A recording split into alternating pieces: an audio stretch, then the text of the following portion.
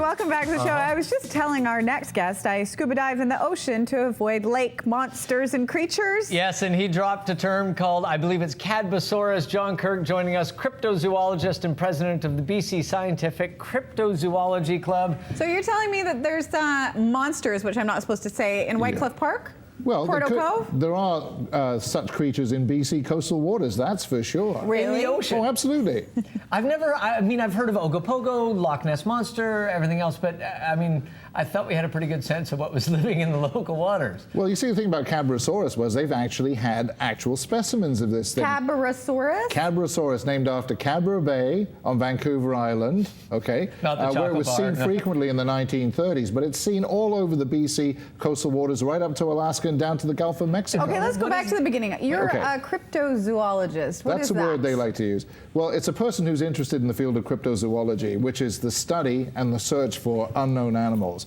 For instance, things like Ogopogo, Sasquatch, Cadbosaurus, the Yeti, Loch Ness Monster, and all that kind of stuff. I use the Loch Ness Monster because I don't believe it exists. So I'm okay with that word for that. Totally made up. Totally made up. So why do you believe in the other ones? The other ones I have personal experience with. For instance, I have seen Ogopogo a number of times in Okanagan Lake. I've seen another creature in Sproat Lake on Vancouver Island, and I have very good sonar readings from Cameron Lake in 2009 and 2010. Plus, I found Sasquatch tracks out in the bush. Okay, so how come lots of other people aren't finding these? Are we just not looking properly? Are we not? Because I have stared at Lake Okanagan. Who's looking, except kooks like me and my associates? We're not really kooks, but let's take people think we're nuts. Ogopogo, for example. Okay. How long have people been seeing him, he, there's she, a long history. it for? Well, the First Nations people have petroglyphs on Okanagan Lake that depict this animal, such as you can see in my footage there in the center of the picture. It's rising to the surface in the middle of Okanagan Lake. Isn't that a current? No, it's not a current because it's dead calm down there on the lake. And this thing rose from the depths of the lake, and as you can see, it becomes more three-dimensional as you look at it. How long do you stare at bodies of water for? No kidding. Hundreds and hundreds and hundreds of hours. It's easier to look at paint dry and watch grass grow than it is to watch a lake. You mentioned sonar. Shouldn't we just be able to go to any lake and use the sonar and see what's under there at any time? You could. Now, if you go to Okanagan Lake, for instance, it's 80 miles long and 2 miles wide, so you're going to be puttering around the lake, hither, yonder, backwards, forwards, for days on end, and then you might have a lucky break and actually spot it. If you go to a little lake like Cameron Lake, which is what we did, 2 miles long by half a mile wide, you've got a way better chance of picking something up. And what's this? That's the Cameron Lake picture. And that is a very strange picture. Explain this to us. What? This was taken by Bridget Horvath in July 2007. She's a Nanaimo resident, and she happened to see this thing, 3 of them swimming in the lake. You can just see the back end of one at the front, and then you've got the main one. A duck. No, I'm kidding. It's a very strange duck, Mike. I hope. I mean, 3 of them. Usually only hear about one. You said not to say monster, one creature. Yeah. Is this the only lake that has more than one little critter? No. Up in a place called Yatsu Lake in northern BC last year, which is near Burns Lake, a lady saw 3 of these, as did her father and her granddaughter. And they came out of the water, they saw the heads of all 3 of them, darkish gray looking, serpentine heads with serpentine bodies.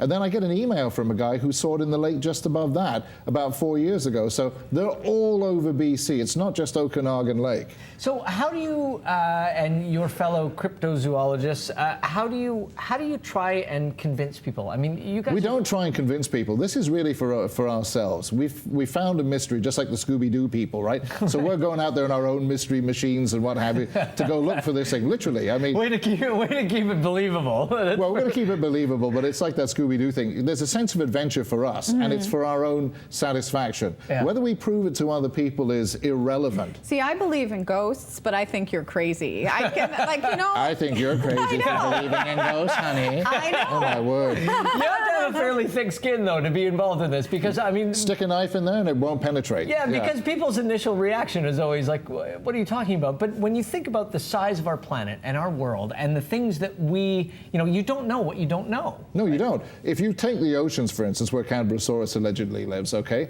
we've only explored 6% of the world's oceans. How many people are actually examining bodies of water like inland lakes and what have you? Yeah. And who's out there in the montane forest looking for the habitat of Sasquatch? nobody except people like us, dedicated amateurs who have a professional and scientific bent to this. We're not like the X-Files or paranormalists. We want to find out what the heck this animal is and where it fits into the whole zoological spectrum. Do you swim in lakes?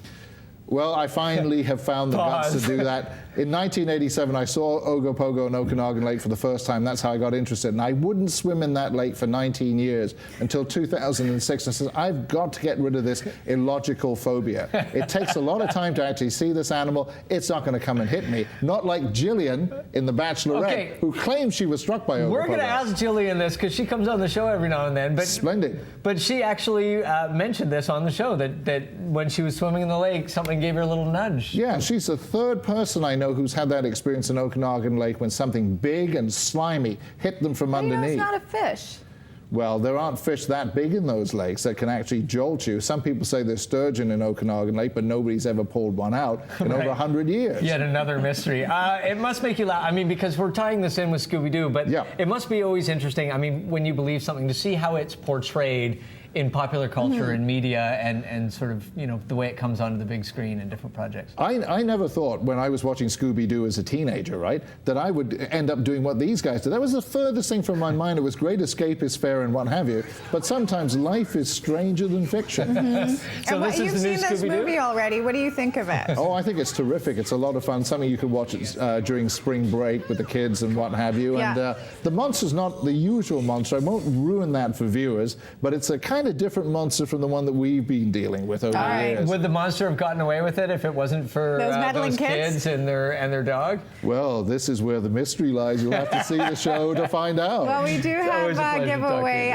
to You can check out Scooby-Doo, Curse of the Lake Monster, the latest CGI and live-action title of the Scooby-Doo franchise. It comes to Blu-ray DVD on March the 1st. That's today. You can enter to win a gift package, including your own little Scooby. Kids, get out there and stare at some lakes for hours and hours. You'll be amazed what you may see. Is that what you do? Yeah, with help. Thank you so much. Nice to see you.